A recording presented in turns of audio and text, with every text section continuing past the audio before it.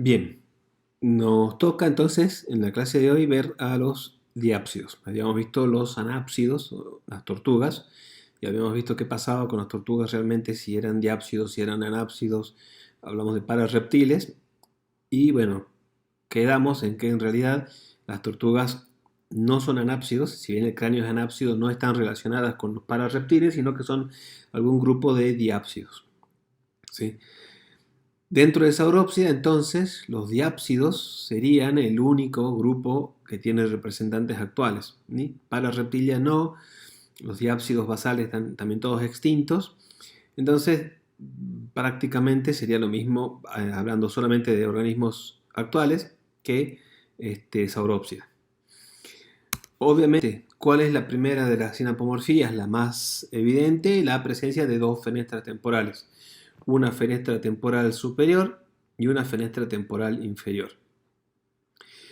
Otra característica es que el hocico se alarga. Si ustedes recuerdan o se fijan en el cráneo de un anfibio o se fijan en el cráneo de una tortuga, que es un cráneo mucho más corto, más redondeado, aquí el hocico se alarga bastante y es más grande o más largo que la región temporal. Y otra característica que les permite correr de manera mucho más efectiva que otros grupos es una articulación entre huesos bastante compleja entre la tibia y el astrágalo, ¿sí? Esas son las sinapomorfías típicas. Hay más sinapomorfías de otro tipo, pero con esas tres sinapomorfías ustedes están describiendo a la perfección a ese grupo. Dentro de Diápsida encontramos un grupo que se llama Sauria. ¿Por qué lo menciono? Porque es importante, porque antes se les llamaba saurios a los lagartos y las lagartijas. Pero ese es un grupo parafilético. ¿Sí? Hablar de lagartos y lagartijas como saurios es un grupo parafilético porque ahí también están incluidas las serpientes, las anfibenas y otro grupo. Entonces, Sauria a Sauria denominamos con la definición filogenética como el ancestro común más reciente de todos los individuos que son lagartos, cocodrilos, aves y esfenodon, ¿sí? El tuatara o el rincocéfalo. Los saurios aparecen a fines del Pérmico. A fines del Pérmico nosotros tenemos que hay un cambio de era, pasamos del Paleozoico al Mesozoico y hay una gran extinción. Aquí es cuando aparecen y se tienen una gran radiación adaptativa los saurios. Todos, o una gran, no todos, una gran cantidad de grupos de diápsidos primitivos se extinguen, persisten solo este grupo, los saurios, y los sinápsidos, que habíamos visto que habían ocupado una gran cantidad de nichos y habían tenido una gran radiación adaptativa durante el Carbonífero y el Pérmico, desaparecen y persisten solo algunos grupitos muy pequeños de sinápsidos, incluidos los mamíferos. ¿Cuáles son las sinapomorfías de ese grupo? El retroarticular, ¿sí? Que está señalado acá, el proceso retroarticular es grande, ¿sí? se extiende bastante hacia atrás. El cuadrado toma una forma más o menos redondeada y soporta a un tímpano.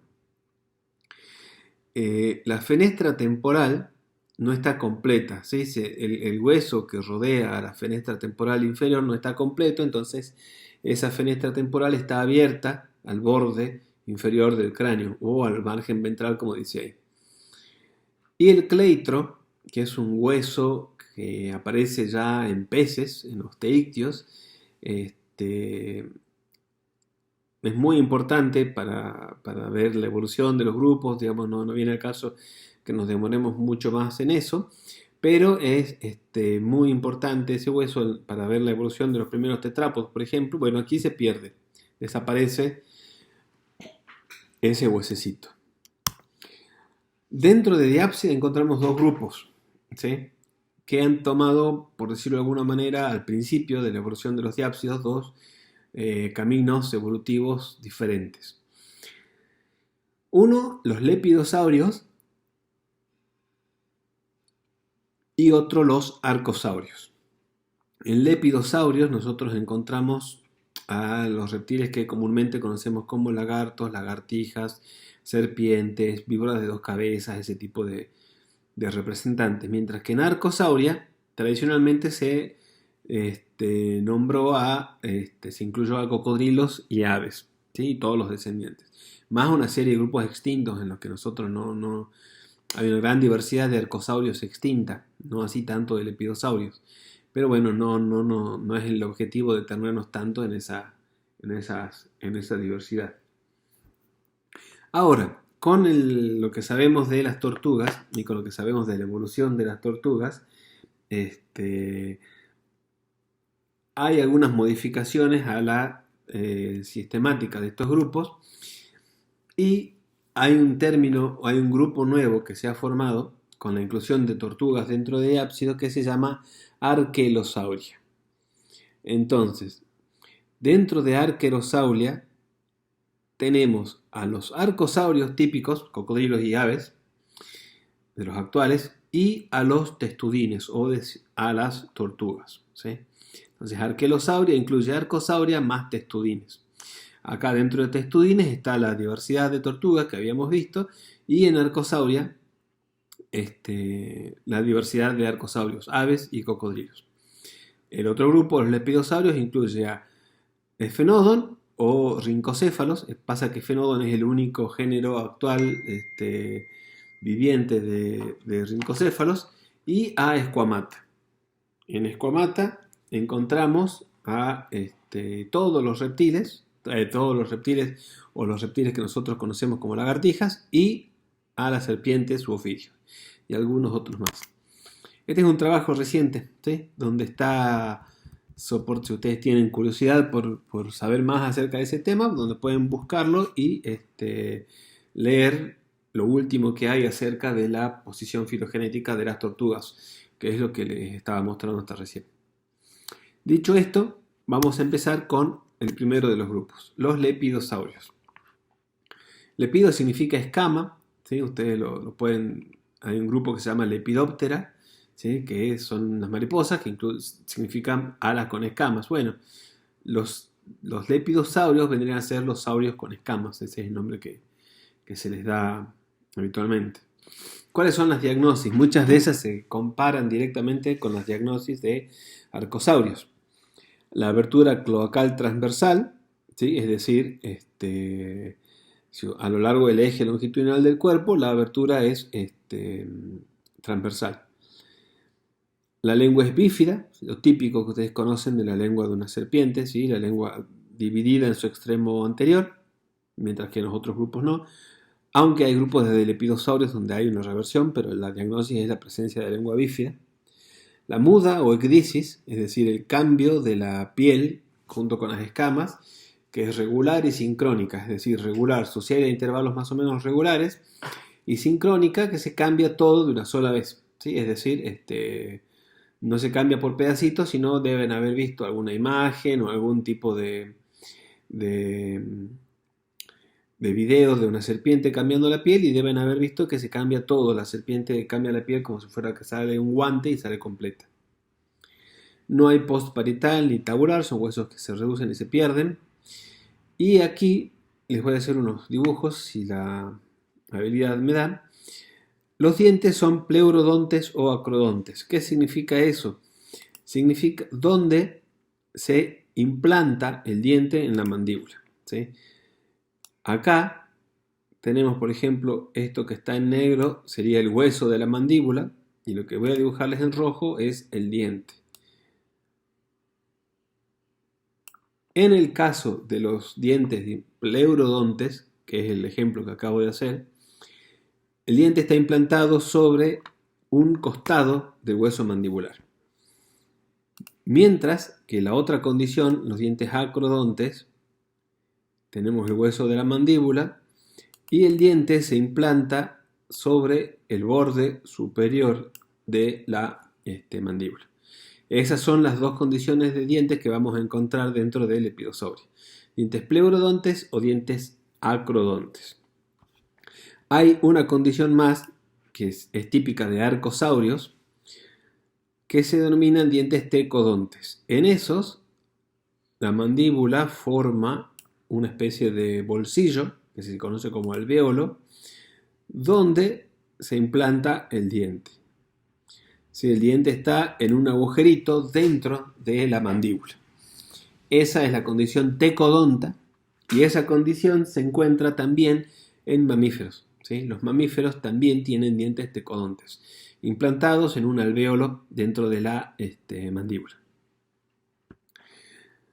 Tienen articulaciones suplementarias en las vértebras, ¿sí? Es decir, las vértebras se unen entre sí de manera más compleja.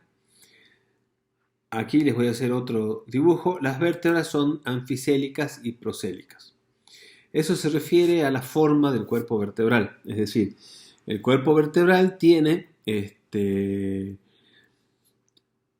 puede tener concavidades o puede ser liso.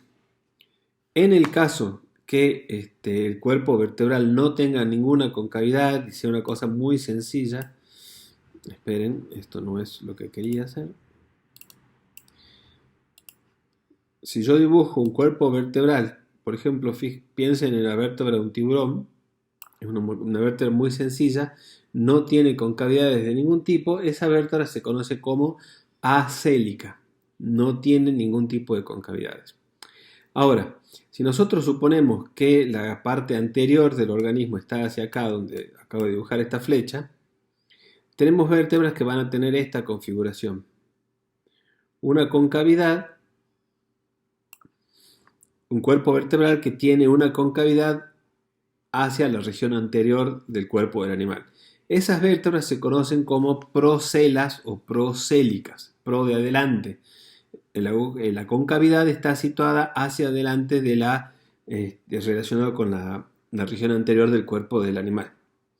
Por otro lado, si tenemos que esta misma condición se da en la forma opuesta, tenemos vértebras opistocélicas, ¿sí? Es decir, que la concavidad está situada hacia la región posterior del cuerpo del animal.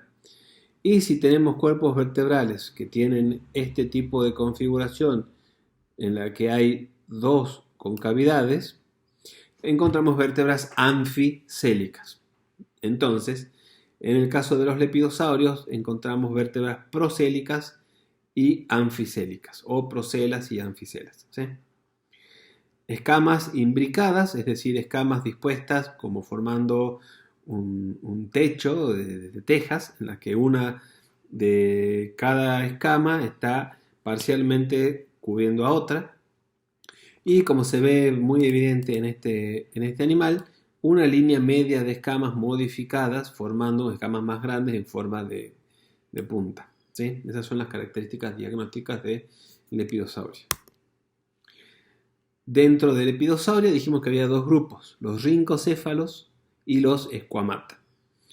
Vamos a ver primero los rincocéfalos. Es un grupo que hoy por hoy tiene muy pocos representantes, ya lo había chusmeado recién. Son un grupo muy antiguo, los rincocéfalos. Tuvieron una gran diversidad durante el Mesozoico, pero antes de que cambiemos hacia el Cenozoico estaban todos extintos, ¿sí? Excepto un representante, un género que son los rincocéfalos, ¿sí? Todos los demás, fenodontinos, ahí es donde está el grupo que vamos a hablar, perdón, dije todos los rincocéfalos, no, todos los rincocéfalos extintos menos un grupo que son los efenodóntidos, donde está Efenodon, que es este bicho que está acá, que es el que permanece vivo hasta estos días.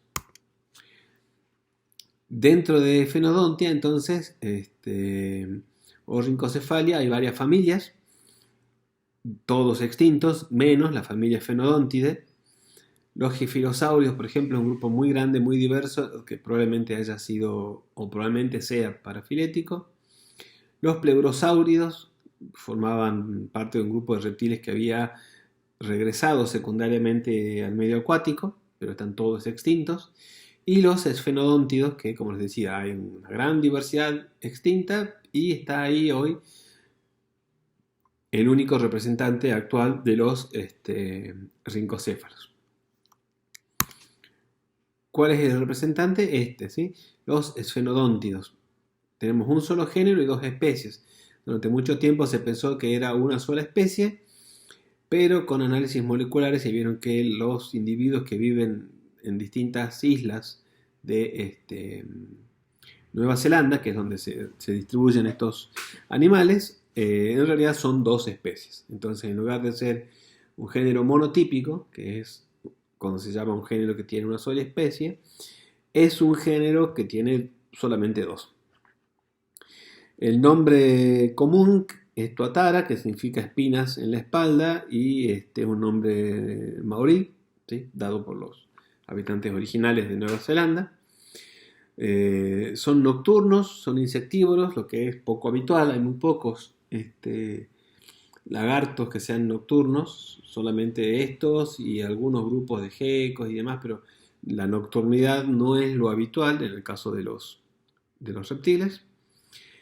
Tienen muchas características raras, muchas características bastante primitivas, por decirlo de alguna manera, o basales, entre las cuales está un metabolismo muy lento, muy limitado, lo que les da, entre otras cosas, una gran longevidad, ¿sí? En cautiverio se conoce, hay ejemplos registrados de tuataras que tienen un individuo con más de 111 años, ¿sí? Entonces, por supuesto, en cautividad, en la naturaleza no, es muy difícil que alcancen semejante longevidad, pero en cautividad todos los animales generalmente ven extendida mucho su longevidad, y en este caso, bueno, como ven, es un animal muy longevo. ¿Cuáles son las características diagnósticas de este animal, o de este grupo de animales, pero que hoy por hoy tienen poca representación? Ambos arcos temporales presentes, es decir, un cráneo bastante primitivo donde se notan claramente las dos aberturas temporales. Referido a esto, lacrimal, tabular y esplenial presentes, por favor, chequéenlo. Yo también lo voy a chequear en el Montero y Autino porque me generó la duda de si la característica es la presencia o la ausencia de esos huesos. Chequéenlo, como les digo, pero yo creo que la característica es la ausencia, ¿sí? Después tenemos que el cuadrado es fijo, es decir, no se mueve, el cráneo es bastante poco móvil, eso también es importante para compararlo con lo que sucede en Esquamata. Los dientes son acrodontes, ya vimos lo que es tener dientes acrodontes. Los dientes palatinos están agrandados, es decir, los dientes que se ubican en los huesos del paladar tienen un tamaño más grande. Eso es otra característica bastante primitiva porque se va perdiendo en muchos de los Esquamata. Vértebras anfiselas, también vimos recién lo que es, y los machos no poseen órgano copulador, sino que la reproducción se da por aposición de cloacas. También es diferente a lo que sucede en Esquamata, donde vamos a encontrar hemipenes, ¿sí? Es decir, hemipenes son dos penes que se utiliza uno alternativamente en la fecundación. Como nota, los rincocéfalos están muy amenazados, como mucha de la fauna nativa de Australia y Nueva Zelanda, fundamentalmente por la introducción de animales europeos, ¿sí? Tienen tasas de reproducción muy bajas, es decir, que son muy sensibles a cualquier perturbación o cualquier tipo de invasión que compita con ellos por el alimento, o peor aún, se alimente de sus huevos, ¿sí? Que es lo que sucede, por ejemplo, con este animal y la introducción de una rata. Otra de las características tremendamente llamativas que tiene este animal es que el órgano pineal, el ojo parietal, que se lo llama de esa manera, que también lo ven típicamente en otros esquamata, ¿sí? Van a encontrar en la región parietal una escama que tiene una especie de circulito blanco, muy claramente se nota. Eso corresponde al ojo parietal o órgano pineal. En el caso de los rincocéfalos, este órgano pineal o ojo parietal está tan desarrollado que tiene un lente, una córnea, tiene una conexión nerviosa, es virtualmente un ojo, ¿sí? Virtualmente es un ojo. el órgano parietal en general, digamos, el órgano pineal actúa como un receptor de luz, de luz y oscuridad, y está relacionado con la glándula pineal, que segrega una hormona que es la serotonina, que ayuda a regular los ciclos circadianos de los organismos. Pero en este caso, el órgano parietal tan desarrollado con esas características, es poco clara cuál sería la funcionalidad.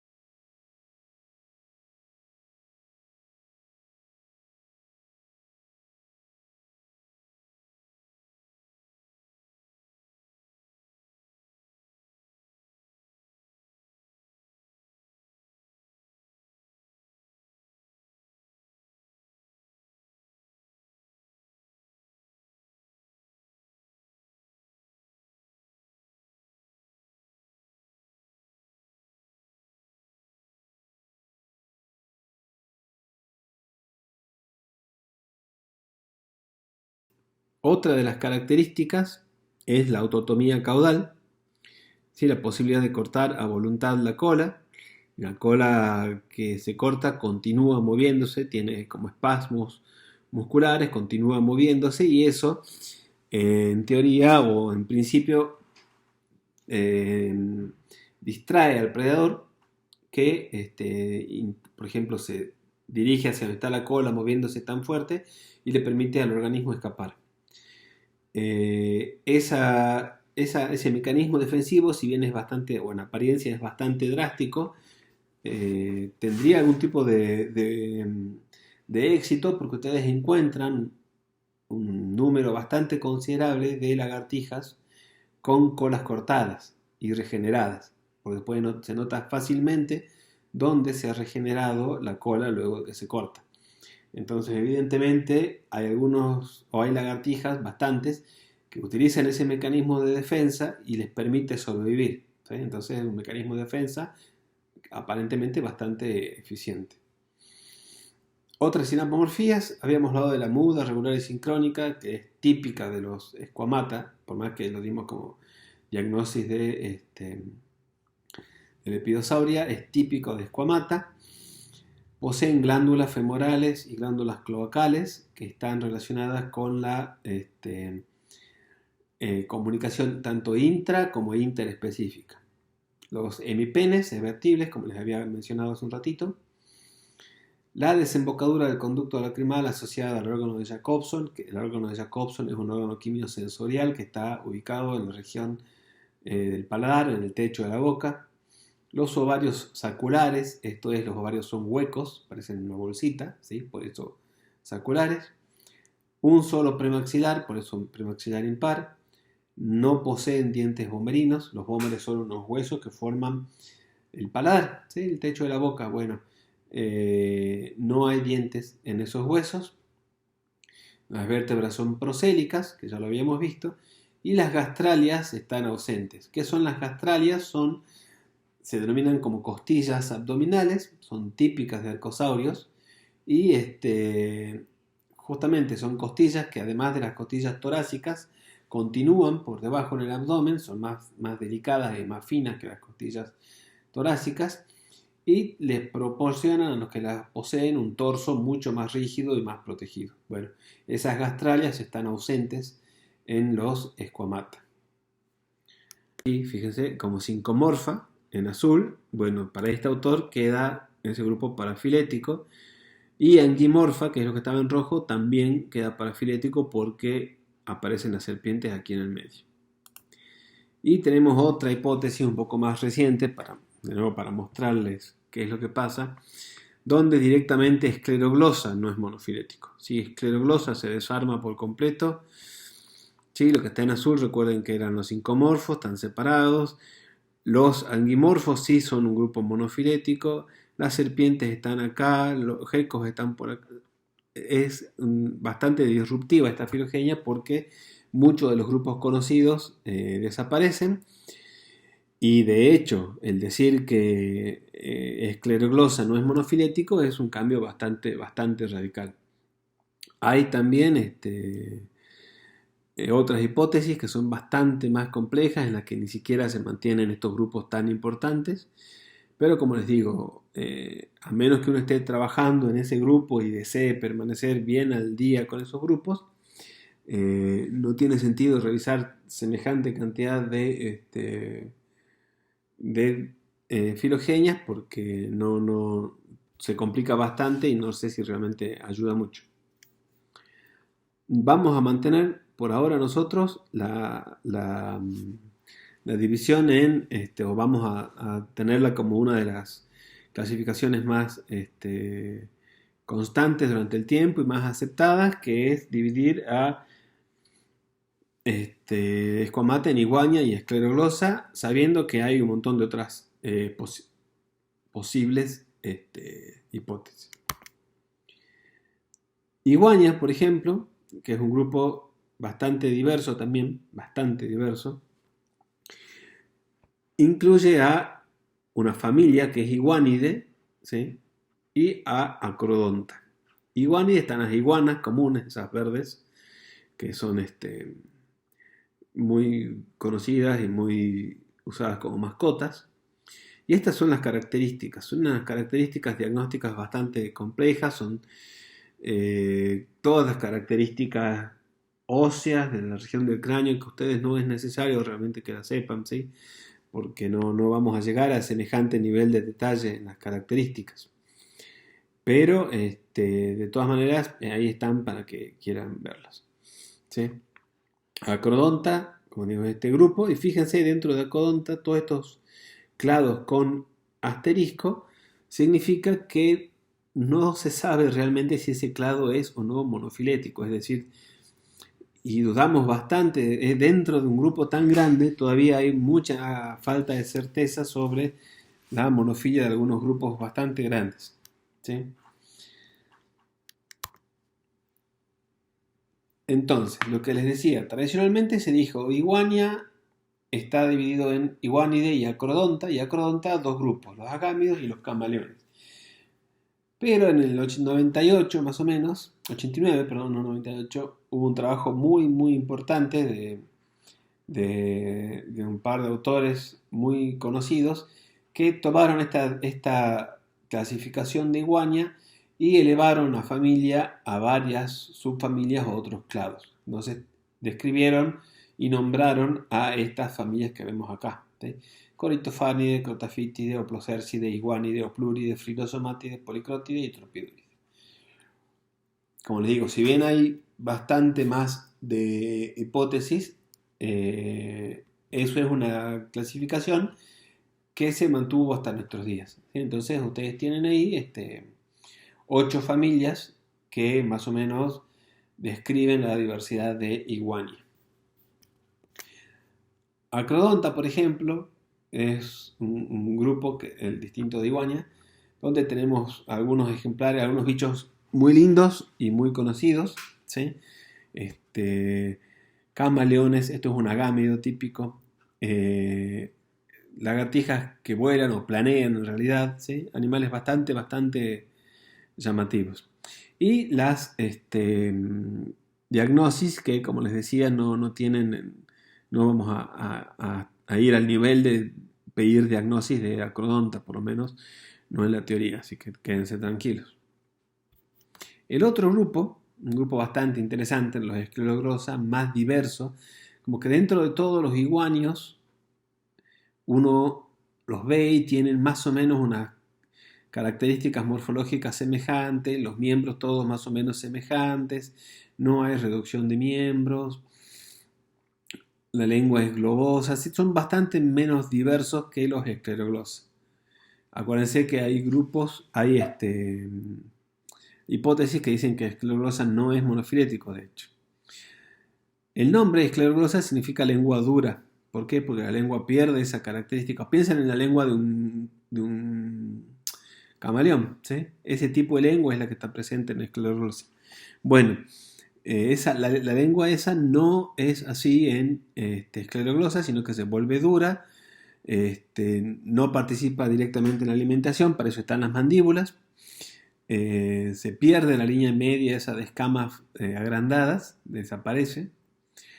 Y una de las filogenias más o menos clásicas dice que tenemos a dos grupos, Gecota, que son los geicos y otros organismos. Los geicos son esos lagartos que ustedes deben haber visto que pueden trepar por las paredes, ¿sí? Que normalmente son bastante domésticos, ¿sí? Han conseguido vivir cerca de asentamientos humanos y a veces se paran debajo de las luces esperando bichitos para cazar. Esos son los geckos.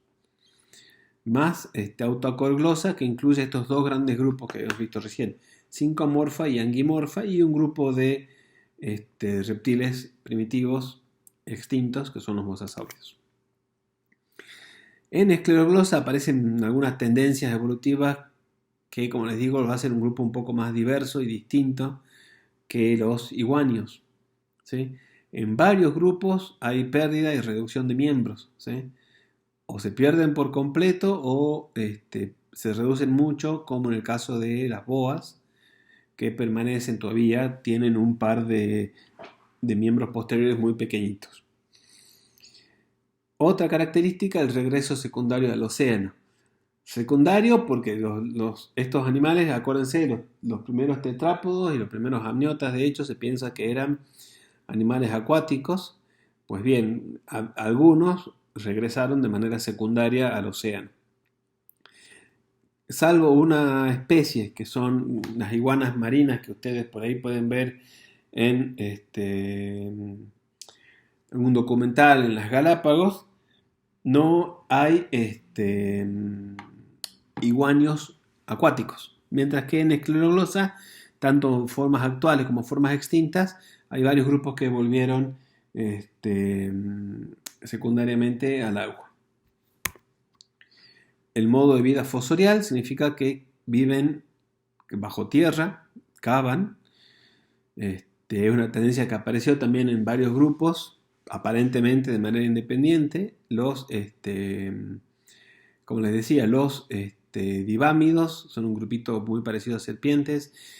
Las anfisbenas, que son un grupo grande en comparación a las divámidos. Y muchas serpientes, esto que se ve acá es una pequeña serpiente, son fosoriales. Y otra característica, la aparición de veneno. Acá, no sé por qué, había un cladograma de una de las hipótesis actuales de filogenias de Squamata, que es bastante disruptiva porque cambia un montón los grupos, y se crea un grupo nuevo que se llama Toxicófora, precisamente incluyendo a organismos que tienen algún tipo de glándulas de veneno, ¿sí? Sigamos, vamos a ver un poquito las anfisbenas. Las anfisbenas son, dentro de Squamata, un grupo menor, son pocas especies comparativamente, y tienen una serie de características muy llamativas, ¿sí? Muchas de esas características, como les decía, se deben al modo de vida fosorial, viven cavando, son organismos hipógeos, viven por debajo de la tierra, y las comparten con los divámidos y con otros animales de modo que viven de modo similar. Entonces, esas características congruentes producen que aparezcan juntos en algunos análisis filogenéticos de manera arbitraria. ¿Cuáles son esas características? El cráneo es sólido, tienen uniones muy fuertes entre los huesos, el cráneo es reducido, muchos huesos, por lo menos en las formas actuales, en las formas más terminales. Hay huesos que han crecido hacia atrás, los frontales y parietales, y han envuelto al neurocráneo, y eso significa que el cráneo está casi completamente cerrado. Todas esas son características muy relacionadas con ese modo de vida cavador.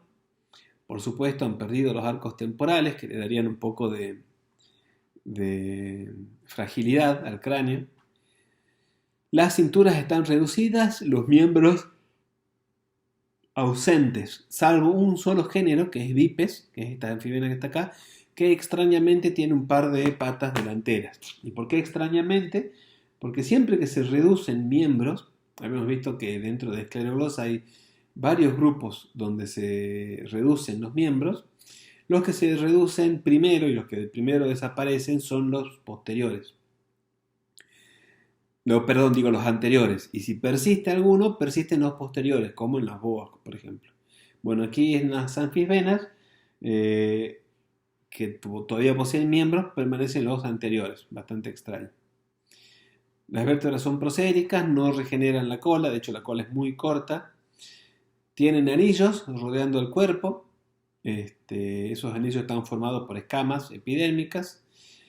El pulmón derecho se reduce. ¿Sí? Los pulmones en todos los organismos que son de morfología semejante a serpientes con el cuerpo alargado y demás, para acomodar los órganos sufren reducciones y reacomodamiento de órganos.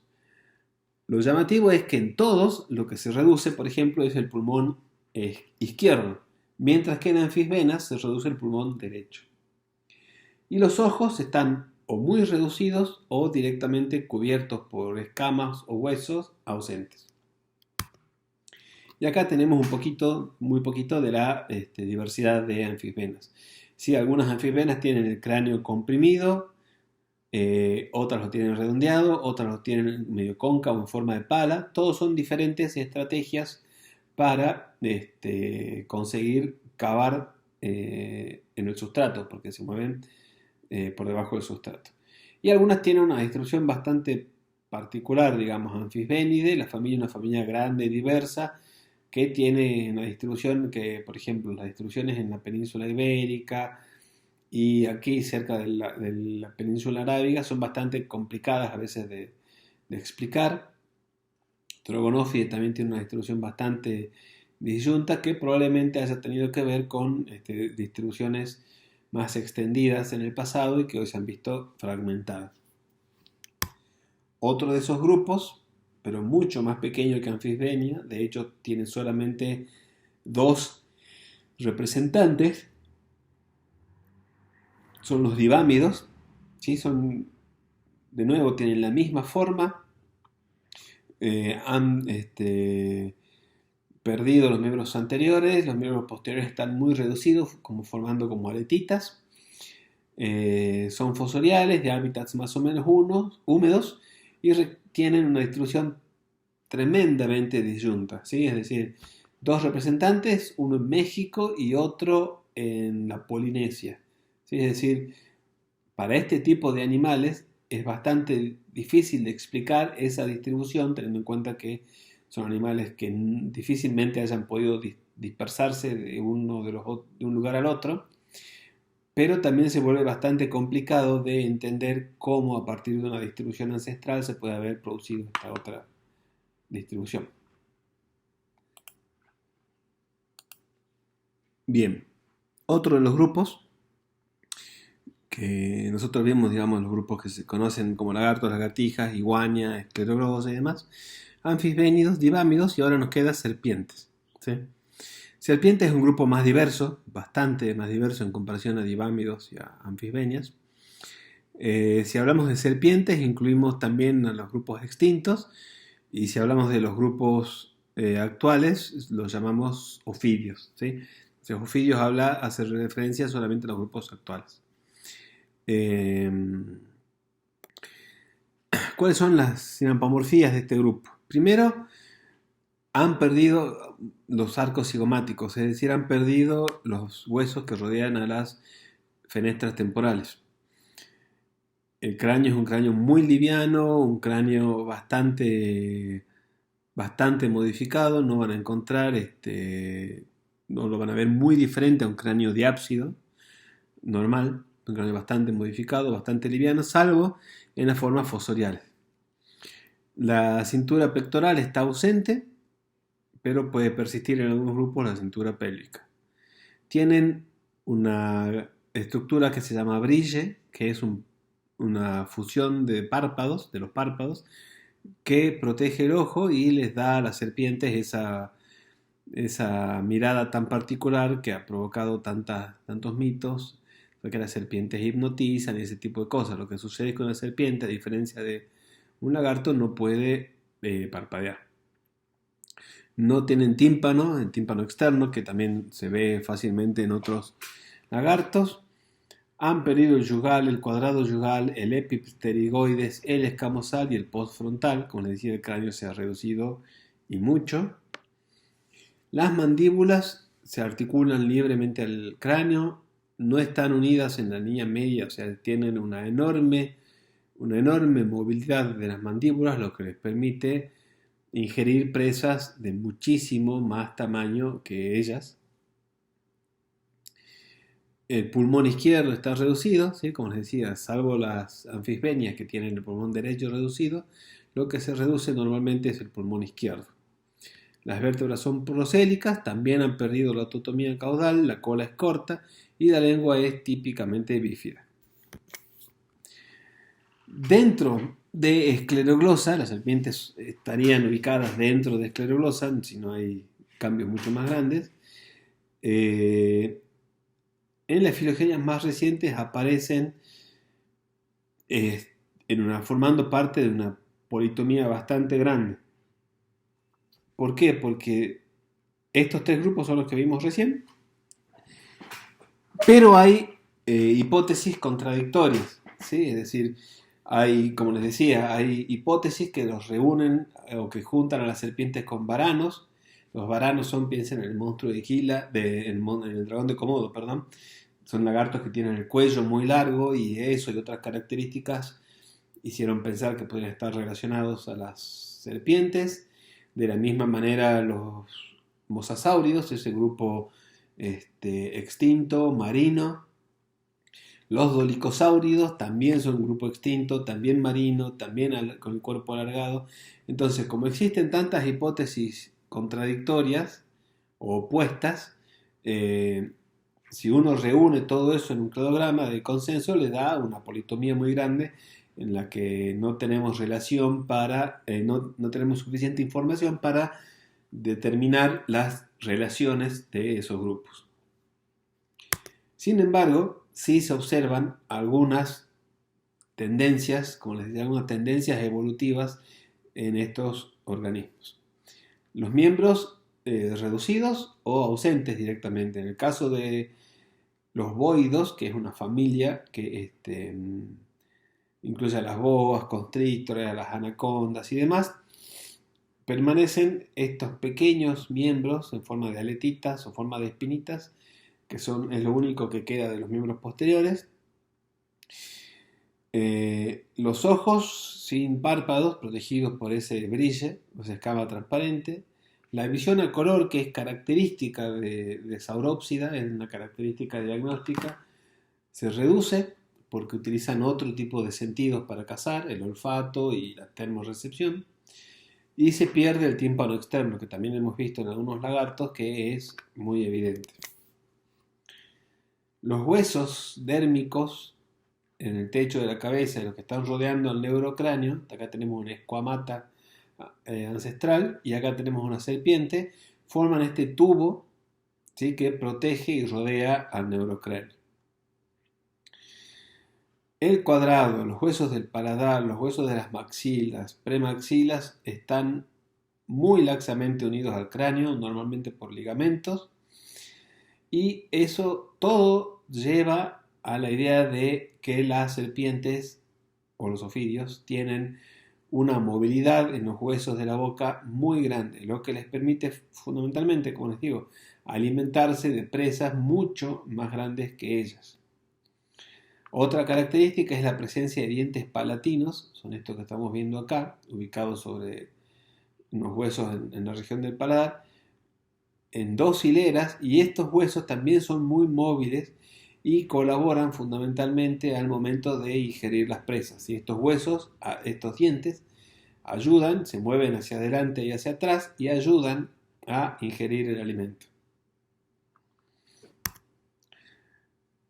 Respecto a la apertura mandibular, los cuadrados, que son estos que están pintados aquí en rojo, lo que vemos arriba es el cráneo de un boido, lo que vemos abajo es el cráneo de un lagarto, de una lagartija.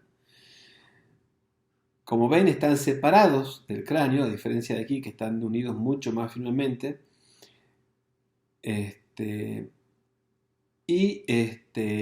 Esa configuración en forma de barra recta le permite un movimiento de bisagra mucho más grande que esta configuración, un cuadrado corto y más unido al cráneo. Eso limita más el movimiento de la mandíbula. Como decía, todo lleva a esto, ¿sí? Todo lleva a que la mandíbula, esto es una mandíbula, esta es la mandíbula superior y esta es la mandíbula inferior que está completamente desarticulada. Acuérdense que es la sínfisis media, que es la unión entre dos huesos, está perdida. Entonces la mandíbula puede abrirse y girarse por completo, y estas flechas que están hacia arriba y hacia abajo son los dientes vomerinos que se mueven hacia adelante y hacia atrás y les permiten ingerir la comida, ¿sí? Todas esas características y todas esas modificaciones están relacionadas directamente a la movilidad de la mandíbula y a cómo pueden hacer para alimentarse de organismos mucho más grandes que ellos. Ahora, otra característica, la presencia de glándulas de veneno, ¿sí? Que están asociadas a la alimentación. Nosotros tenemos que han aparecido las glándulas venenosas en otros grupos, pero fundamentalmente la presencia de veneno es característica de un gran número de ofidios. Ahora, de acuerdo a la presencia de colmillos, específicamente encargados de inocular el veneno, vamos a poder clasificar a los tipos de dentición de las serpientes en 4 tipos. El primero, aglifas, o serpientes aglifas o dentición aglifa. Es una dentición homodonta, donde no hay colmillos, todos los dientes son más o menos del mismo tamaño, y es característica de los boidos, ¿sí? Los boidos no poseen veneno, se alimentan de otra manera, se alimentan por constricción, asfixiando a las víctimas, pero no poseen colmillos para inocular veneno. Ahora, en las denticiones donde hay colmillos, vamos a tener 3 tipos. El primero, la dentición opistoglifa, ¿sí? Los colmillos se ubican en la región posterior de la mandíbula, se puede ver aquí el colmillo apareciendo en la región posterior de la mandíbula. Son típicos de una de las familias de ofidios que son los colúbridos, ¿sí? Entonces, a pesar de que ustedes deben haber visto en algún lugar esas indicaciones, cómo distinguir una serpiente venenosa de una no venenosa, bueno, esas guías, si bien son acertadas en algunos puntos, no son exactamente 100% correctas, ¿sí? Por ejemplo, se habla de el párpado, el ojo con la pupila vertical o la pupila redonda. Bueno, hay colúbridos, es decir, culebras, como estas que vemos aquí, que no tienen pupila redonda, no tienen pupila vertical y sin embargo son opistoglifas y son venenosas. Es muy difícil, o es más difícil, no es muy difícil, que se produzcan accidentes ofídicos importantes con colúbridos, ¿sí? El hecho de que el colmillo esté ubicado hacia atrás hace que no sea muy fácil inocular veneno, pero sin embargo el consejo que les doy es que traten a cualquier serpiente como una serpiente venenosa, con respeto, porque ustedes realmente no saben, a menos que conozcan específicamente y sepan mucho de serpientes, si están en contacto con una serpiente venenosa o no. Las proteroglifas, donde acá sí tenemos serpientes bastante venenosas y bastante peligrosas, los colmillos están situados en la región anterior, tienen ya un tipo de canal que los ayuda a inocular mejor el veneno, Esos colmillos están fijos en la mandíbula, es decir, que no están ocultos, sino que siempre se encuentran erectos. Y, como les decía, los elápidos conocemos algunas de las serpientes más venenosas que hay, ¿sí? Las cobras reales, las serpientes de coral, que son bastante comunes, por ejemplo, en nuestra región. Las mambas, todas esas son serpientes proteroglifas, elápidos, y son extremadamente venenosas a las que hay que tener mucho, mucho cuidado. Por último, tenemos las denticiones solenoglifas. La dentición solenoglifa también posee colmillos. Esos colmillos, sin embargo, están plegados sobre la mandíbula y solamente al momento de atacar se ponen en condición erecta, ¿sí? Son típicos y exclusivos de Viperidae, que es una familia que incluye a las yararás, a las cascabel, a los viperios del viejo mundo y demás, ¿sí? En este colmillo lo que sucede es que a medida que fue perfeccionándose el tema de la inoculación del veneno, el colmillo comenzó a desarrollar primero un canal no cerrado, como encontramos en muchos elápidos, hasta que ese canal se cierra por completo. Este canal abre, por supuesto, a la glándula de veneno y funciona fundamentalmente como una aguja hipodérmica, ¿sí? Inyecta el veneno de igual manera que una aguja.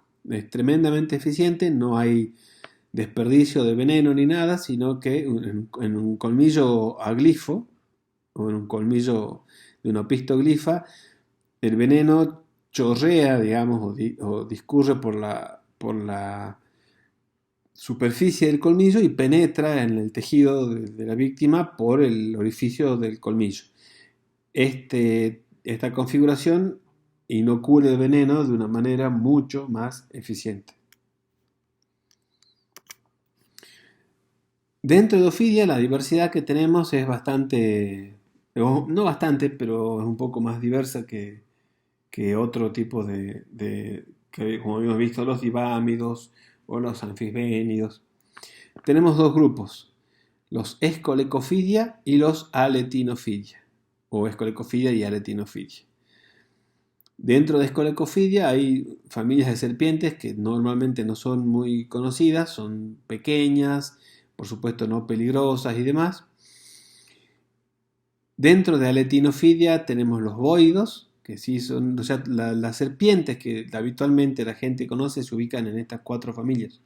Boide, después una superfamilia u otro clado que se llama Colubroidea, con Colúbride, Elápide y Vipéride, que son las tres serpientes o las tres familias de serpientes más conocidas. Dentro de Escolecophidia les muestro cuáles son los representantes que nos interesan: Tiflópide y Leptotiflópide. El infraorden Escolecophidia es bastante distinto al otro grupo, a Aletinofidia.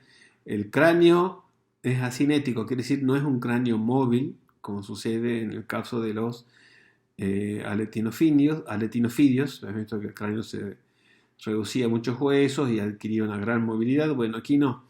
El cráneo es bastante más compacto y bueno, está relacionado precisamente al modo de vida fosorial. La boca es pequeña, tienen un hueso coronoides, los ojos son vestigiales o están reducidos y la cintura pélvica está reducida o ausente. Cuando hay miembros son vestigiales, es decir, son pequeñas aletitas al lado de la cloaca y miembros posteriores. Mientras que en la familia dentro de Escolecophidia vemos las dos familias que nos interesan, los leptotiflópidos y los tiflópidos, ¿sí? Fíjense, es muy sencillo compararlos. Los leptotiflópides tienen maxilares sin dientes, pero dientes en la mandíbula inferior, mientras que los tiflópidos tienen maxilares con dientes y no poseen dientes en la mandíbula inferior, ¿sí? Son cosmopolitas, excepto en América del Norte, mientras que los leptotiflópidos los encontramos típicamente en el hemisferio sur, ¿sí? Son característicos de América del Sur también. La viborita ciega, que ustedes conocen, que muchas veces aparece en los jardines, son precisamente leptotiflópidos. Son absolutamente inofensivas, no pueden hacer ningún tipo de daño, no poseen veneno ni nada que se les parezca. Ahora, dentro del otro grupo, los Aletinofidia, en comparación el cráneo es cinético, es decir, un cráneo muy móvil, la boca es muy grande, generalmente el vértice, o sea, la comisura de la boca, se ubica por detrás de la región occipital, es decir, por detrás de la región donde termina el cráneo. El cuadrado es corto y vertical o alargado y ubicado hacia atrás. Poseen brille, o sea, poseen el otro grupo no, porque los ojos son vestigiales. El supratemporal está bien desarrollado y tienen vestigios de cintura pélvica y miembros. Particularmente eso se ve en boidos. Los otros tres grupos, elápidos, vipéridos y colúbridos, directamente no aparecen los vestigios de cintura. La familia Boide, que incluye las boas y pitones y bueno, los que conocemos nosotros como anacondas o lamparaguas, son boidos. Son fácilmente reconocibles, no tienen veneno, tienen vestigio de miembros posteriores. Las escamas de la cabeza son pequeñitas y de distintas formas y tamaños. Es casi como un empedrado, ¿sí? Normalmente predan sobre vertebrados, fundamentalmente homeotérmicos, predan por constricción, son aglifas homodontes, es decir, no tienen colmillos y las denticiones, todos los dientes son más o menos parecidos. Tienen formas terrestres y formas acuáticas, ¿sí? Bueno, la anaconda, como ustedes saben, es una forma que habitualmente vive más en el agua que fuera de ella, y de distribución neotropical, en los neotrópicos, en Madagascar e islas del Pacífico Sur, donde encontramos a las pitones. Los colubroideos es una superfamilia, es un clado que incluye a 3 familias o a 3 otros subclados. No tienen coronoides, no tienen dientes premaxilares, pero sí tienen dientes maxilares, palatinos, pterigoides y dentarios. Es decir, la boca de los colubroideos está llena de dientes. Además de tener dientes en las maxilas, también tienen dientes en el techo de la boca, ¿sí? Una boca llena de dientes.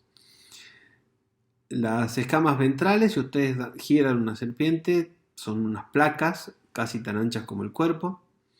El pulmón izquierdo se reduce o directamente, como en algunos vipéridos, está ausente, desaparece ya casi por completo. No poseen miembros, no hay cintura pélvica, ¿sí? Como sucede en los boidos, y la reducción o alteración de los miembros a causa del modo de vida se lleva al extremo y tienen una sola arteria carótida, por ejemplo, o sea, una sola arteria que lleva la sangre hacia el cerebro. Dentro de los colubroidea tenemos 3 clados o familias: colúbride, elápide y vipéride. Los colúbride, lo que normalmente se conoce como culebras, tienen esa serie de sinapomorfías que vemos ahí. Son aglifas u opistoglifas, pero pueden tener veneno. Esta serpiente que está aquí, que es un género, se llama Clelia, el género, que no estoy seguro si se mantiene de esa manera. Es una serpiente opistoglifa muy venenosa y que se alimenta exclusivamente de otras serpientes, ¿sí? Es una serpiente predadora de otras serpientes. Dentro de Colúbride hay una gran variedad de modos de vida y de formas, por lo que quizás la familia Colúbride sea parafilética, ¿sí? Ténganlo en cuenta. Esta serpiente que está acá, la Baglerophis, es lo que se conoce habitualmente como falsa yarará, o es la víbora conocida normalmente como víbora sapera, que intenta imitar el patrón de coloración de la yarará verdadera para tratar de disuadir a un posible predador.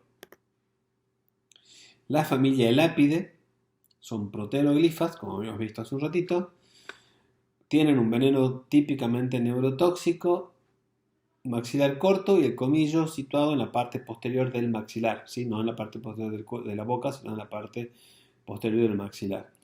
Algunas de las serpientes más venenosas que existen son elápidos, la serpiente de coral, las cobras reales, las mambas y estas dos serpientes que son serpientes marinas.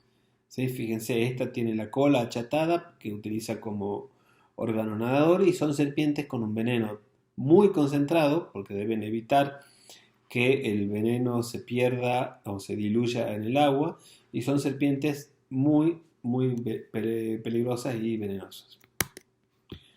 Y luego tenemos la familia Viperidae. ¿Sí? La familia Viperidae, que son solenoglifas, es decir, el colmillo está atravesado por un canal, el colmillo es hueco y está atravesado por un canal, pero están plegados sobre la mandíbula y solamente al momento de atacar pasan a posición erecta. El maxilar es corto y ancho, se une de manera móvil al cráneo, el veneno es hemolítico o necrosante, es decir, que produce muerte de los tejidos, como eso que se ve aquí, ¿sí? Produce muerte y putrefacción de tejidos. Las escamas de la cabeza son pequeñitas, similares a las de los boidos, y tenemos dos grupos dentro de Viperidae. Los viperinos, que no poseen foseta loreal, y los crotalinos, que incluyen a las serpientes del Nuevo Mundo y este de Asia. Cuando hablo de Nuevo Mundo me refiero a América, cuando hablamos de Viejo Mundo, Europa y Asia.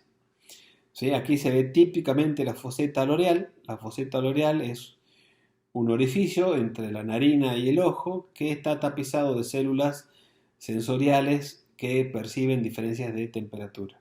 Entonces, esos animales pueden cazar de noche simplemente captando el calor que emana de los cuerpos. Bien, dejamos de lado a Lepidosauria con toda la diversidad que vimos hasta recién y pasamos a los arcosaurios. Dentro de arcosaurios, recuerden que yo ya les había mencionado a ese grupo llamado Arkelosauria, que incluía a los arcosaurios y a testudines. Bueno, ahora vamos a hablar típicamente de los arcosaurios. Hay un grupo superior que se llama Arcosauriomorpha, que incluye a, además de los taxones actuales, una serie de taxa basales, los arcosauriformes o arcosauromorpha, donde están estos arcosauromorfos basales, que no llegan a tener todavía las características diagnósticas de los arcosaurios, pero están más relacionados a los arcosaurios que todos los demás. ¿Sí? Acuérdense eso que habíamos hablado, teníamos un grupo total que es el grupo corona o grupo terminal, que en este caso es arcosauria, más los grupos basales. Eso da un grupo llamado arcosauromorpha, un grupo total. ¿Qué se observa en estos grupos? ¿Sí? Primero, las vértebras cervicales se alargan y se solapan. Mientras que esto es el cráneo de un lepidosaurio, como se ven, las vértebras son bastante cortas y no llegan a solaparse unas sobre las otras. A raíz de esto, los cuellos son largos y rígidos. ¿Por qué rígidos? Porque al solaparse las vértebras entre sí, eso limita mucho el movimiento del cuello, porque por supuesto el cuello no puede plegarse tan fácilmente como si tuviera, si no hubiera solapamiento de las vértebras. ¿Cómo definimos a Arcosauria?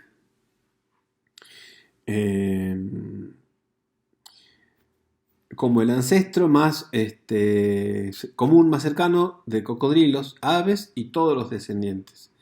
Nosotros sabemos que desde ya les voy diciendo que adentro están los dinosaurios, que hay una diversidad enorme de grupos que no vemos, no vamos a ver. Solamente dentro de arcosaurios encontramos a cocodrilos y aves. ¿Qué características podemos encontrar? ¿Qué sinomorfías podemos nombrar de los arcosaurios? Primero, la tendencia o la postura bípeda, es decir, en dos patas, que secundariamente en algunos grupos, como los actuales, los cocodrilos actuales, ha derivado a cuadrúpeda. Pero la característica diagnóstica es la postura bípeda. Los dientes de tipo aserrado y tecodontes, eso es un paralelismo con mamíferos. El corazón con 4 cámaras, también es un paralelismo con mamíferos. A pesar de que en los cocodrilos la tabicación de los ventrículos no es completa, pero es un corazón funcionalmente tetracameral. También otra característica compartida con mamíferos es la presencia de un diafragma muscular que separa la cavidad torácica del abdominal.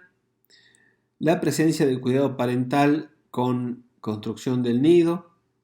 Pulmones con flujo unidireccional del aire. Esto quiere decir, a diferencia de lo que sucede en todos los demás tetrápodos, que el aire ingresa y abandona los pulmones por el mismo conducto, por la tráquea, aquí el aire ingresa a los pulmones y en la expiración pasa a un sistema de sacos aéreos, eso es típico de las aves, pero también existe ese flujo unidireccional en cocodrilos, se ha descubierto hace no demasiado tiempo, y abandona el cuerpo, pero no vuelve a recircular. Si el aire no recircula, sino que siempre se mueve en una dirección distinta.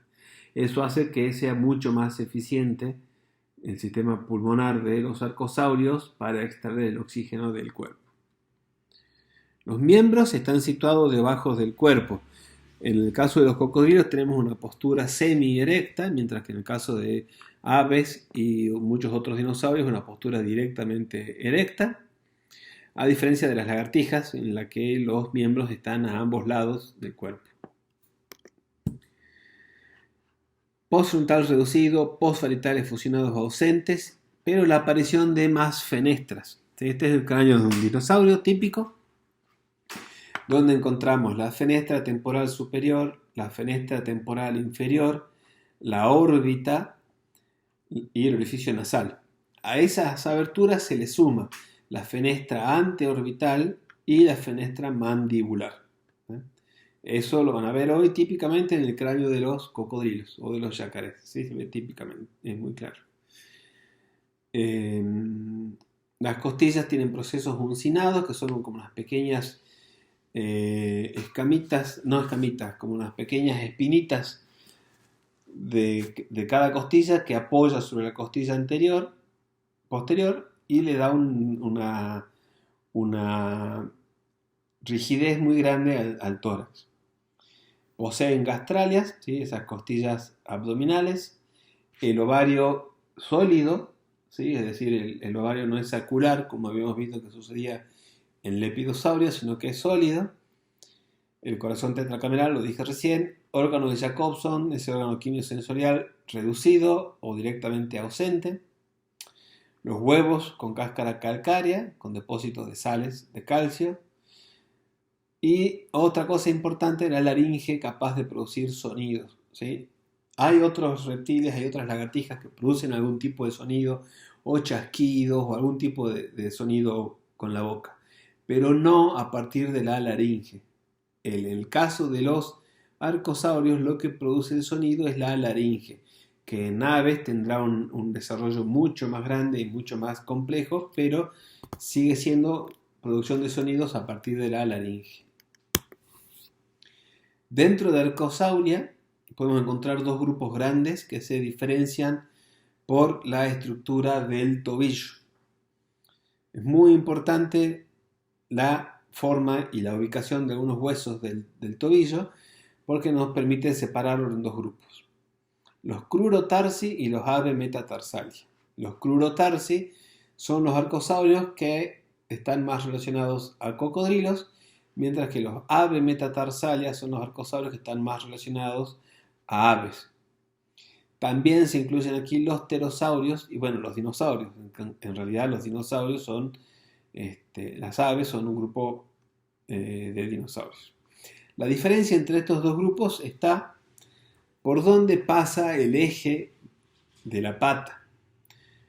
En el caso de los crurotarsi, acá tenemos tibia, fíbula, astrágalo y calcáneo. El eje pasa entre el astrágalo y el calcáneo. Mientras que en los avemetatarsalia, el eje del cuerpo, el eje de la pata, cuando se dobla, pasa entre el astrágalo y el calcáneo y los metatarsales. Este es el dedo 1, el dedo 5, estos son los metatarsales. El eje pasa entre astrágalo calcáneo y metatarsales. Tanto Crurotarsi como ave metatarsalia pueden desarrollar posturas erectas. ¿Sí? Son simplemente como dos estrategias diferentes o como dos modificaciones, ni siquiera estrategias, que poseen las patas de estos organismos. Dentro de Crurotarsi vamos a Cocrodriliomorpha. Crocodiliomorpha es el grupo que incluye, por supuesto, a los cocodrilos actuales y a una gran serie de taxa fósiles basales. Hoy todos los representantes de Crocodiliomorpha son animales semiacuáticos o que viven en relación directa con medios acuáticos. ¿Sí? Piensen en los cocodrilos. Pero una gran diversidad de Crocodiliomorpha eran animales terrestres y corredores. ¿Cuáles son las sinapomorfías? El cráneo esculturado, aplanado, es decir, achatado en la región posterior. Esculturado significa que los huesos no son lisos, sino que tienen como ornamentaciones. Se reduce mucho la abertura temporal superior. Ustedes, si ven el cráneo de un yacaré o de un cocodrilo, van a ver que el cráneo, la abertura temporal superior es muy pequeñita. Las narinas están en una protuberancia. Ustedes tengan en mente el cráneo de un cocodrilo o de un yacaré, ¿sí? Las narinas están en una especie de borde o en una especie de bulto en la región anterior de la nariz. Los miembros posteriores son más largos que los anteriores, eso lo ven también hoy en cocodrilos. Tienen un paladar secundario óseo, que también es una característica que es compartida con los mamíferos. Tienen solamente 4 dedos en la pata posterior y las gastralias, aquí se ven las costillas abdominales, y dorsalmente tienen placas óseas que refuerzan a la piel. Es decir, por debajo de las escamas epidérmicas también hay placas óseas, lo que le da una dureza muy grande a la piel de los crocodiliomorpha. Al empezar el Mesozoico, durante el Triásico, eran animales más bien terrestres, pequeños. Cuando se termina el Triásico y comenzamos el Mesozoico, y comenzamos a entrar en el Jurásico, ahí es donde se produce la gran radiación de dinosaurios, y los cocodiliomorpha siguen siendo un grupo más o menos menor. Pero en el Jurásico los crocodiliomorpha aumentan mucho su diversidad y ocupan una gran cantidad de hábitats. Al finalizar la extinción del Cretácico, cuando se acabe el Cretácico y pasemos al Cenozoico, los únicos grupos de arcosaurios que persisten son los cocodrilos y las aves.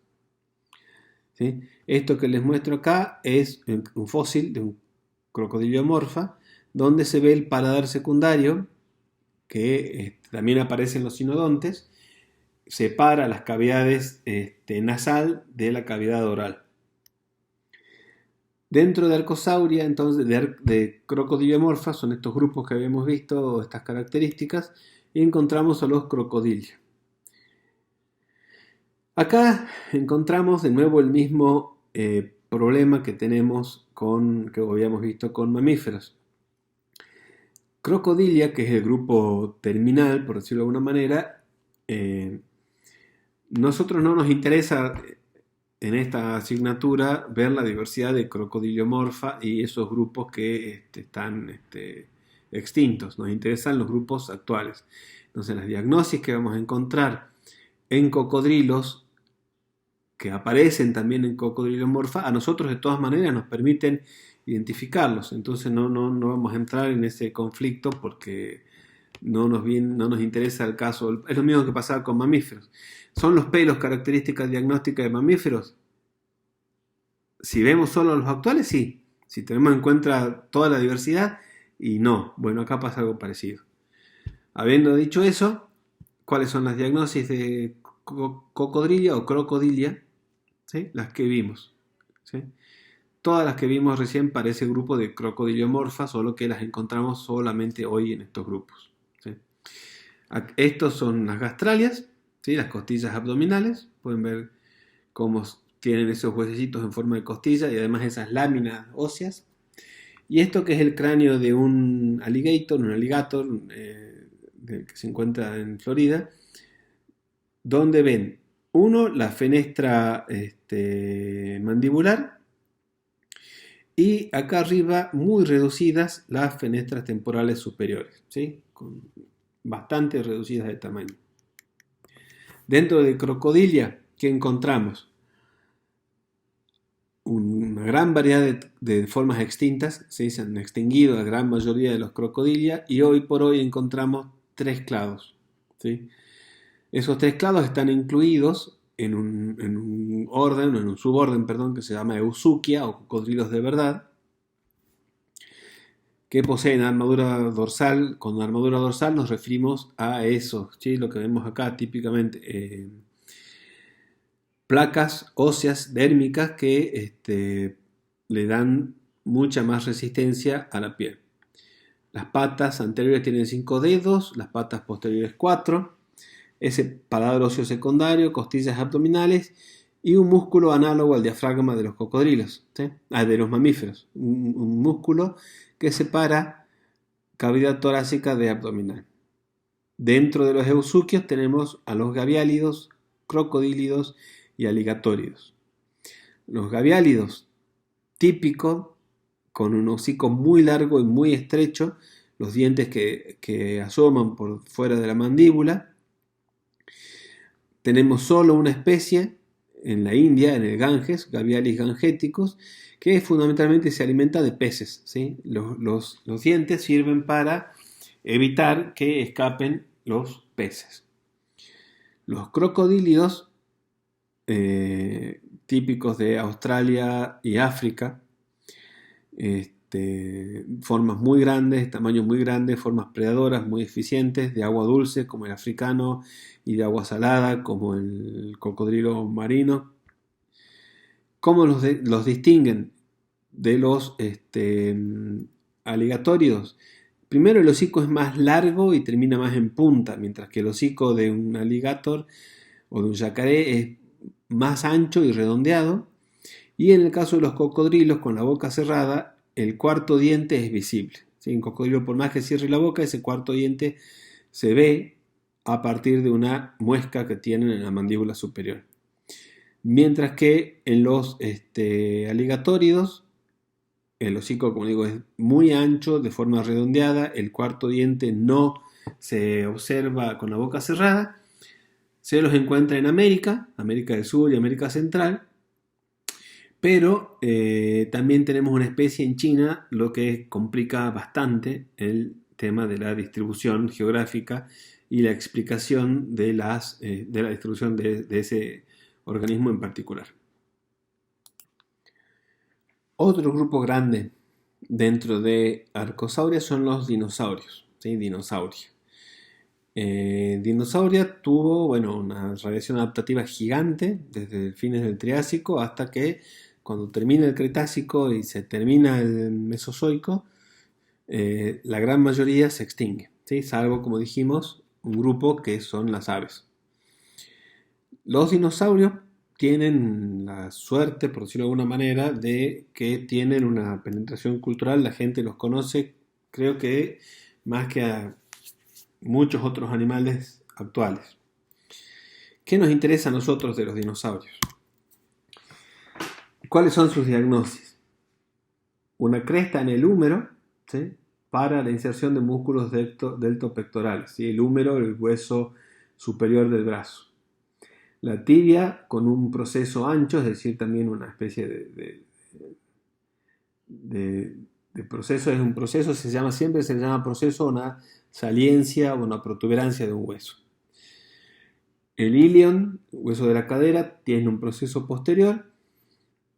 Y el astrágalo, que es un hueso que ya habíamos visto recién cuando veíamos entre Crurotarsi y Ave metatarsalia, y ya habíamos visto que había aparecido antes el astrágalo, tiene un proceso, una expansión que lo une a la tibia.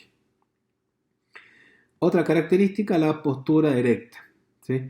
Es decir, los animales pueden pararse con los miembros debajo del cuerpo.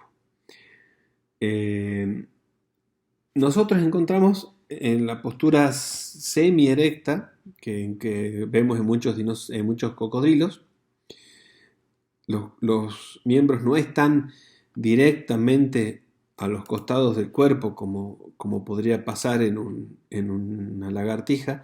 En una lagartija los huesos de las patas salen así, ¿sí? Mientras que en los cocodrilos el hueso ya tiene una cierta inclinación. En los dinosaurios esto se lleva al extremo y tenemos la postura completamente erecta de dos tipos. La que encontramos en dinosaurios comunes y mamíferos, donde el fémur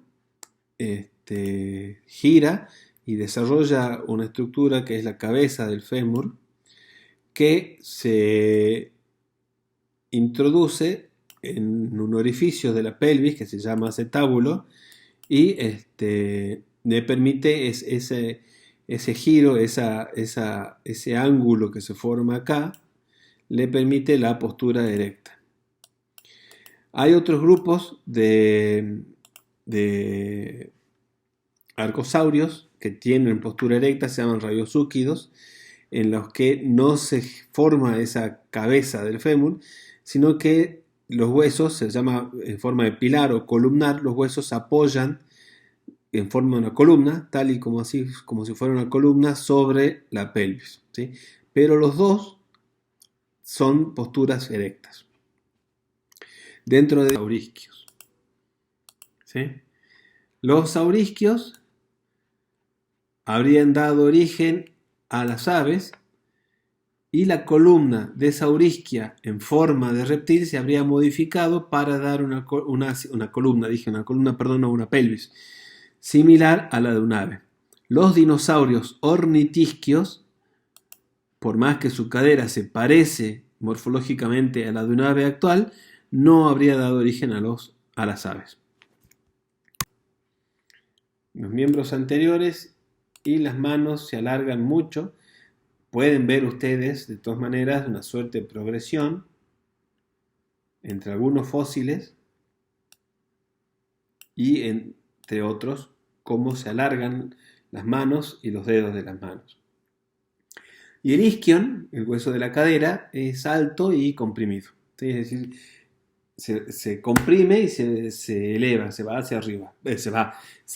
Tiene una prolongación, tiene un desarrollo hacia la región dorsal, más que otra cosa. Dentro de aviales encontramos a aves.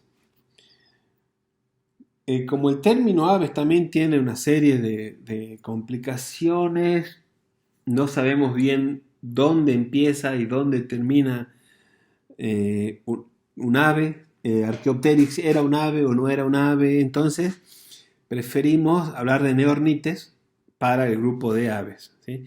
Existen las neornites y existe toda una serie de animales que se denominan paleornites. Bueno, nos interesan las actuales, que son las neornites. ¿Cuáles son las sinapomorfías? No hay dientes, se han perdido los dientes, tienen ese pico córneo bien desarrollado que recubre a la mandíbula, los dedos de la mano, los dedos del carpo, metacarpo bien desarrollados, se pierden el primero y el quinto dedo, es decir, se pierden el índice y el pulgar, se pierde el quinto dedo del pie, el esternón desarrolla una quilla, en esa quilla también, ¿por qué es tan importante? Porque se van a insertar los músculos pectorales, los músculos que mueven las alas, los músculos del vuelo. En algunos grupos de aves no voladoras, el esternón reduce, o sea, no se pierde el esternón, pero se pierde la quilla. ¿Por qué? Porque justamente no tienen ese desarrollo de músculos del vuelo. La pelvis se fusiona en adultos, es decir, se fusiona en un solo hueso, en lugar de estar separado formando tres huesos. El esqueleto está neumatizado, Si bien la neumatización del esqueleto ya apareció en otros dinosaurios, pero bueno, hoy por hoy la neumatización del esqueleto en el grado que poseen las aves es diagnóstica de aves, de neornites, y los pulmones tienen sacos aéreos. Probablemente los sacos aéreos hayan aparecido antes, pero como no poseemos evidencia de fósil de cuándo, podemos, bueno, por lo menos saber que sí o sí, hoy por hoy, solamente encontramos sacos aéreos en aves. Dentro de aves, y aquí traten de no confundirse, encontramos dos subgrupos, paleognatos y neognatos. ¿Sí? No confundan neognatos con neornites. Y después tenemos otro grupo que se llama neoaves. O sea, traten de tener bien diferenciada esos términos. Neornites, neognatos y neoaves, en ese orden. ¿Sí? ¿Cuál es la diferencia fundamental entre paleognatos y neognatos? La estructura del paladar. ¿Sí? Los paleognatos, que incluyen a las aves no voladoras como ratites y a las perdices y relacionados, que son los tinamiformes, tienen un paladar fijo, un paladar mucho más firme, menos móvil, donde el pterigoides contacta al vómer. ¿Sí? Esos son huesos del paladar. ¿Sí? Tenemos el vómer y los pterigoides que están en contacto. Eso lo que hace es darle más rigidez al paladar. El nasal no está fusionado al maxilar, tienen patas y cuellos largos y están adaptados, que palabra espantosa, no me gusta, no sé por qué no la puse. Son aves corredoras, ¿sí? Se llaman justamente aves corredoras. La distribución es fundamentalmente gondwanica, es decir, hemisferio sur, aunque algunos tinamiformes hayan penetrado un poquito en América Central y en América del Norte. Pero la distribución es gondwanica típicamente y es uno de los ejemplos clásicos cuando se habla de Gondwana, de ese tipo de distribución. Los neognatos, por el otro lado, los palatinos no están en contacto con el vómer, el paladar es más móvil, las plumas tienen válvulas, las válvulas son como unos pequeños ganchitos, eso seguro lo vieron en zoología, como unos pequeños ganchitos que sujetan a cada una de las barbas que forma el vexilo de la pluma y son de distribución cosmopolita, es decir, están distribuidos en todo el mundo. Dentro de neognatos encontramos a los Galloancere, que es un grupo de aves neognatas pero más basales, donde están los patos, gansos, flamencos y derivados, y los galliformes, donde encontramos por ejemplo, obviamente gallos domésticos, faisanes y demás. Son las dos familias. Dentro de neognatos, entonces dijimos los Galloancere y ahora el último grupo, las neoaves, que son las aves más modernas y de todas las aves las más diversas, por mucho, por lejos. ¿Cuáles son sus sinapomorfías? Palatinos con cresta ventral, no tienen articulación en el base pterigoides. Es un grupo gigantesco. Acá nos pasa algo parecido a lo que nos pasó cuando veíamos osteícteos. Es decir, es un grupo tan grande, tan lleno de órdenes. Solamente los paseriformes son un grupo. Los paseriformes son los que uno vulgarmente llama pajaritos. Son un grupo tan grande y tan diverso. Y las relaciones filogenéticas entre los distintos grupos, entre los distintos órdenes de neoaves es tan compleja que tampoco tiene mucho sentido que vayamos viéndolo uno por uno. Cada uno eventualmente elegirá un área específica de trabajo o no, y en ese momento tendrá que sentarse y ponerse al día y actualizarse con los cambios filogenéticos de cada uno de los grupos que elijan. En el caso de aves les deseo mucha suerte porque es bastante complejo y bastante diverso. Pero nosotros, bueno, en lo que se refiere a la taxonomía y a la sistemática, nos detenemos aquí porque no nos interesa ir a especificar mucho más adentro. Con esto finalizamos entonces la clase de arcosaurios y lepidosaurios.